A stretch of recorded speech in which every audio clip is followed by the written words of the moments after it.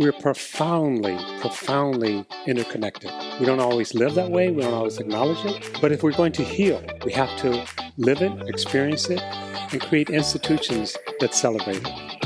Can we create a we where no one's on the outside of it? Welcome to the Uplift with Tzedek, real talk for real change. Before we jump in, a quick reminder of why we're here and what we hope to achieve. We're here to build authentic community relationships and help fuel social transformation in Asheville, North Carolina. We believe collective liberation is not only possible, but probable as we share, listen, and learn together. We're here for the process. However, the views and opinions expressed in this program are those of the speakers and do not necessarily reflect the views or positions of any entities they represent. Welcome to the Uplift, Real Talk for Real Change. I'm Michael Hoban, Director of Communications at Tzedek, as well as your host today. And I am joined by Lindsay Majer, our outgoing Director of Mindful Operations and Finance. Lindsay, thank you for joining us. Hello, hello. So, Lindsay, can you share a bit about your Tzedek journey? It's like 8 years, yeah? Yeah, I joined Tzedek in May 2016. Is that right? Yeah. May 2016, so almost exactly 8 years. And I was hired as administrative support assistant, I believe was my title. And Tzedek was actually the Tzedek Social Justice Fellowship. And actually, it wasn't even the Amy Mindell and Katina Rodas Fund yet. It was just Amy funding this program. The fellowship was a program for emerging leaders, mostly young adults entering into the social justice field. Amy wanted to, and I'll say Amy because it was really Amy's brainchild, wanted to provide skill building, connecting, networking opportunities and experience for these leaders coming into the social justice field. The idea was the organization gets capacity, gets a staff member, gets, human resources, and the person coming in gets work experience and training and skill building and all of those things. So that was what it was when I came along. Really, again, I was a support person. So we were doing the fellowship program and we were hiring more staff. The Mandel Foundation, which manages Amy's assets, manages Amy's trust, said, hey, you have all this staff now. This is becoming an organization you need to incorporate. That's what we set out to do. And I had never been involved with that process. Yeah, I remember meeting with lawyers. My eyes would just cross. Then things started happening. And then it was like, okay, now we're a bona fide organization. We need a budget. And so I worked to establish our first budget. And then I started, it was like, okay, well, now we have staff. We are an organization. What's our mission statement? What's our vision? I remember sitting down with staff and I think Desiree Attaway was our facilitator and just really trying to nail out a mission statement. And again, if you've ever been involved in creating an organization, it's like, yeah, it's wordsmithing, but it's really a lot of, okay, what exactly are we trying to do here?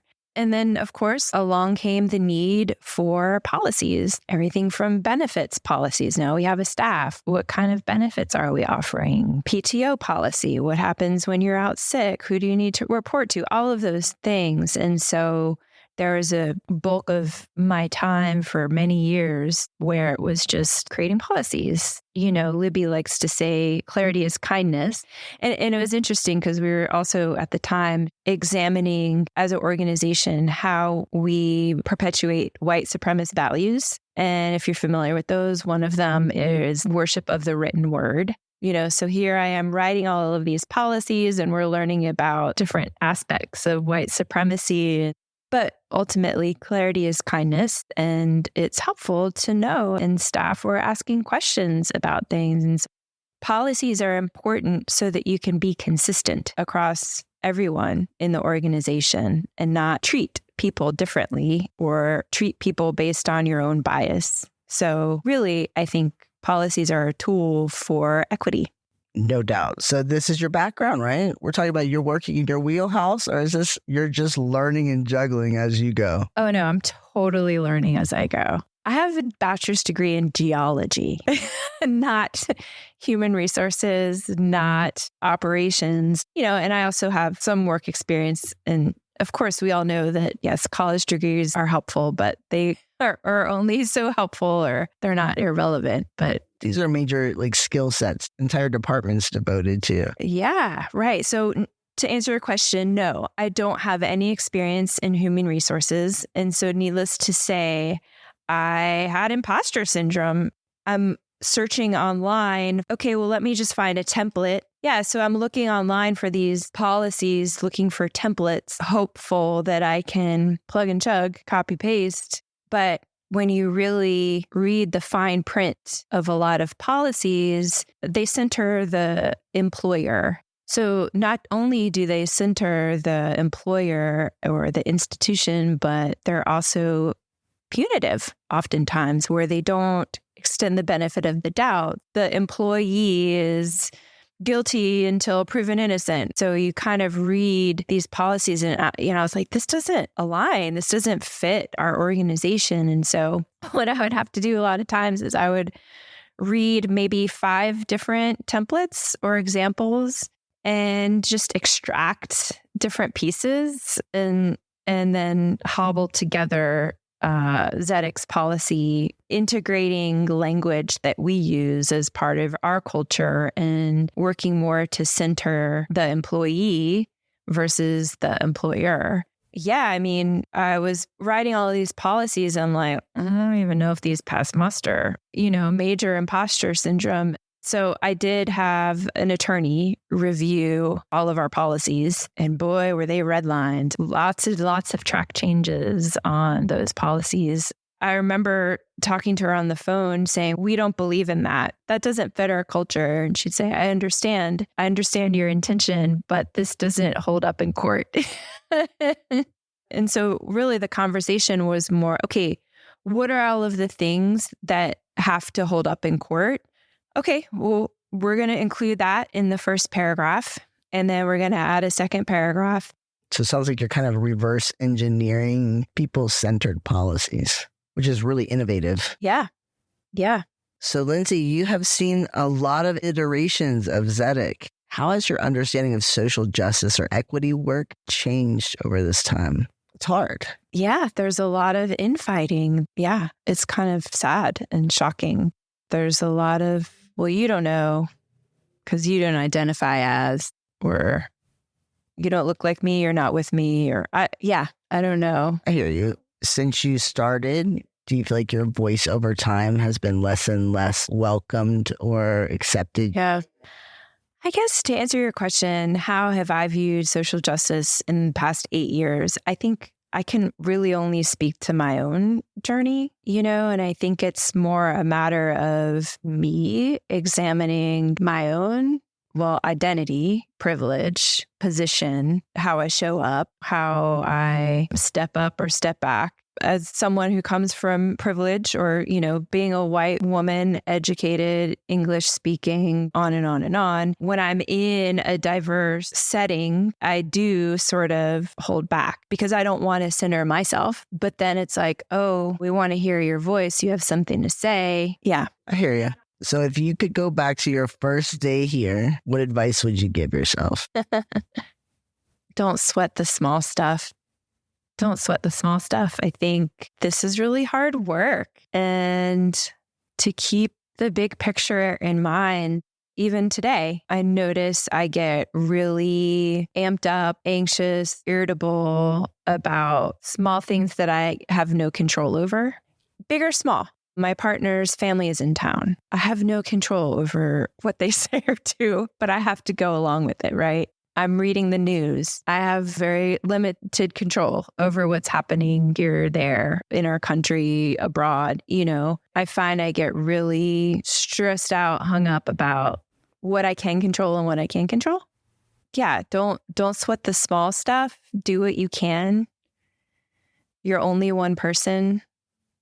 Keep the big picture in mind. And even that's hard, right? Because I'm like, okay, I'm only one person, and yet there's so much I can do. Yeah. And I can burn myself till there's nothing left. Yeah. And sometimes in this work, it feels like, there's a need. Yep. There's a need that maybe I can fill or maybe I can help. And it's not always helpful to the self or anyone else, really. That's just it. There's always going to be something that needs to be done. And there's only 24 hours in a day. Do what you can. Take precious good care of yourself. Great advice. All right, so let's talk about Tzedek. Be honest, because you can be. If you could change one thing about Tzedek right now, snap of fingers, what would it be and why? You setting me up. One thing that I could change about Tzedek. Okay, here's the good one. If I could change one thing about Tzedek, I wish that we could receive more than 5% of our funders' assets. Right now, our annual budget is 5%. The investment company that manages that, that's the limit they have drawn. Amy in the past has really pushed for increasing that to maybe 8 or 10%. And it's always a hard no. So if I could change one thing, I would want to free up more of that money because there's a huge need. Okay. If you could change another thing about Tzedek. Another thing? Yeah. You said one. Yes, I'm messing with you, but I'll focus it more on kind of who we are and how we move with each other, with community. Sure. I mean, maybe this isn't changing one thing, but as I leave, my hope is that we can maintain a culture of care for each other. I know I've worked really hard and even alongside former staff as well, is to really have a work culture where you actually want to go to work, where you're sitting at a staff meeting and you actually deeply care about the person sitting next to you, that you accomplish your work not just because you have deadlines, but because you want to deliver.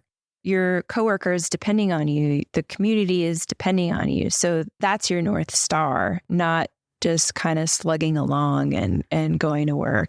I think over the years, I've seen that really ebb and flow, where there's been moments of, yeah, this feels really good, where, you know, we're all kind of in that flow. We're all high-fiving each other. We're getting work done. We're getting money out into the community. We're funding individuals, we're funding great work, doing really good things. Of course, there's also times where it just piles on and it gets to be too much and it keeps you up in the middle of the night. All of our fuses become a little short. Of course, that's going to happen. And of course it is. But my hope is that we can come back to the core, come back to being grounded, come back to, again, keeping the big picture in mind.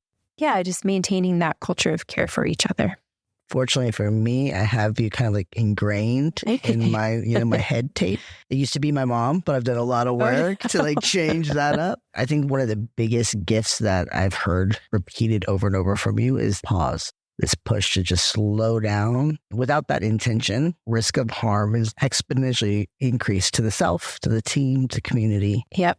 Well, and Michael, when are you most creative? When you are feeling overwhelmed with your to-do list, constantly responding, reacting, things happening. We don't have time to think creatively or be innovative or respond with patience, love, and care. And I understand pausing is a luxury, but it's one of the more important things that we can do. Yeah, to pause, take a breath, get our feet on the ground and move from that place rather from a place that could potentially create harm. Oh, no.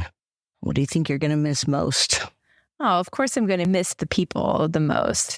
Don't be surprised if I drop in on a Wednesday at noon. I'm also going through my emails and saying, okay, I'm going to take this email with me. I'm going to take this email with me. And so, yeah, if you're listening to this and you want to stay in touch with me, please do. Please reach out. I think that's always the hardest thing. Over the course of 8 years, you meet people, and yeah, of course, it's professionally, but on some level, you connect with them and have shared an experience with them. And it's always a little strange just leaving your job and then never seeing that person again. I mean, Asheville's a small town, I suppose, but still not acknowledging that, hey, we had this shared experience together, or always makes for something, fun to talk about if you do run into those people is kind of... Yeah, there's a connection that's already there. That's right. Do you think that, even leaving Tzedek, that you'll still find ways to kind of plug into local social justice scenes and movements? Or do you need a break? Yeah. I mean, understandable for real. Yeah, it's in me. Like, I know I'm always going to be doing something to work towards a more just world. I don't know exactly what that looks like. I kind of have inklings of staying involved, staying connected, and using my skills to contribute to, a more thriving Asheville. Yeah, I don't think that that's something that I'm ever going to walk away from. So what's next for you? Yeah, what's next for me is something that I've done the entire time that I've been at Tzedek these past 8 years, and is teach yoga.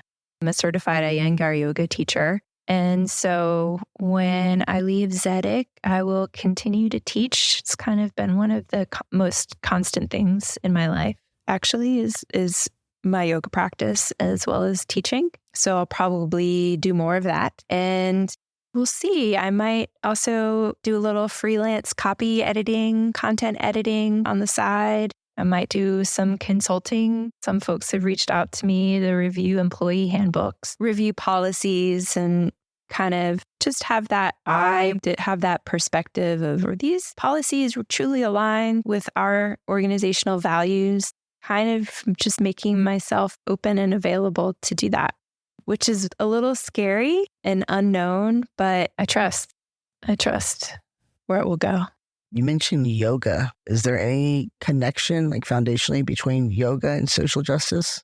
Yeah, 100%. The goal is liberation. And kind of breaks my heart a little bit how most people perceive yoga in this country is something that only a small demographic of people. I mean, let's be honest, it's a multi-billion-dollar industry, and it really, really saddens me. But yeah, I mean, the goal of yoga is liberation, and there's so much suffering, in our bodies. Our bodies are aching. Our minds are overwhelmed. Our minds are suffering. And so the goal of yoga is to relieve that suffering. Of course, the postures that we're all familiar with help to relieve some of that physical suffering. The breathing, the practice, the philosophy helps to provides tools for us to calm our brain. And, they say the fluctuations of the mind, our minds is always fluctuating. That's ultimately the goal of yoga, is to liberate ourselves from that suffering. So you're still doing the work. You've been doing the work. You're just shifting up a little. Yeah. I mean, I always appreciate when a student comes up to me and says, that's just so transformative, or your classes have just changed my life. And I'm like, can you say more? What? How so? And they don't always have the words, but it's just, I just feel less stressed out. I just feel less overwhelmed. I just feel, which has nothing to do with stretching your hamstrings, right? So when I, hear from students that it has those kinds of benefits, I get really excited and hopeful. Is there anything different in terms of a practice when you're working with like trauma? Oh, for sure. Yeah, for sure. I don't necessarily work specifically. I mean, there are classes that are specifically trauma informed that require a lot more training, which I don't have. But yeah, there's an organization called Light a Path, and they work a lot with veterans and veterans who have experience or are experiencing PTSD. Yeah, I mean, there's a whole field or specialty within yoga that is specific for trauma informed. And the goal is really, again, healing, right? Healing and liberating ourselves from that suffering. You can't attend a yoga class and expect your teacher to do all of that. I mean, as we know, it's really an inward journey and requires a lot of work. It requires us each to do the work for ourselves, but ultimately for the world. Sometimes I'll thank my students for coming to class, not for my sake, but for the sake of the people who are in their lives. On behalf of the people who are in your life, thank you for coming to class today.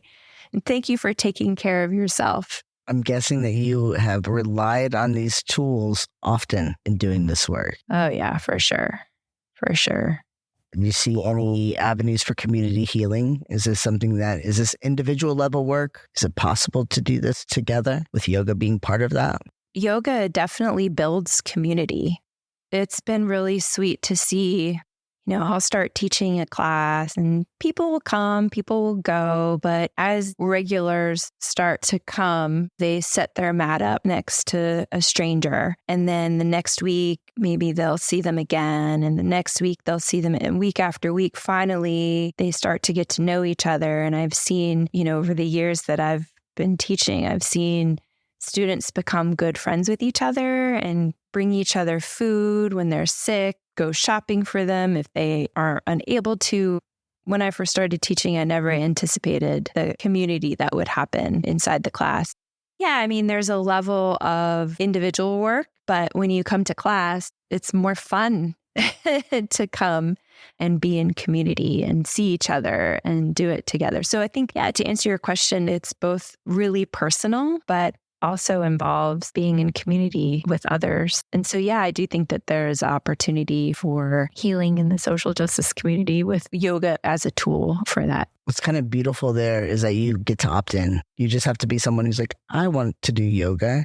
We're getting in community here. It could be nearly impossible at times. So that's really beautiful. It's just the desire to be part of. Mm-hmm. Lindsay, any final words? Is anything left unsaid? Oh my goodness. Well, Michael, I don't want this to be goodbye. It won't. I really appreciate talking to you and having my voice as part of Tzedek's podcast series.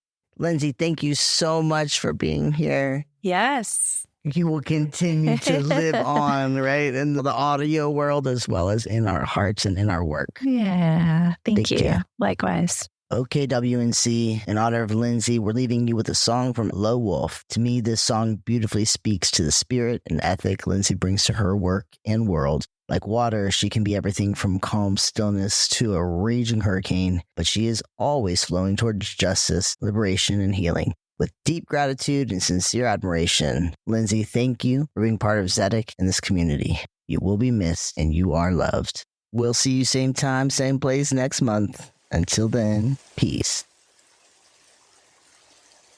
Let me be like water, fluid and forgiving.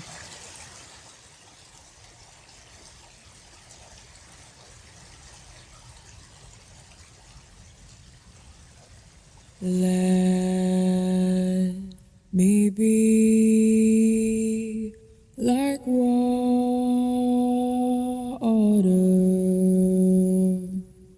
Let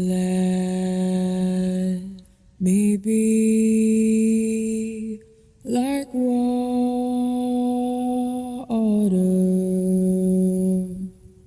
Let me be like water.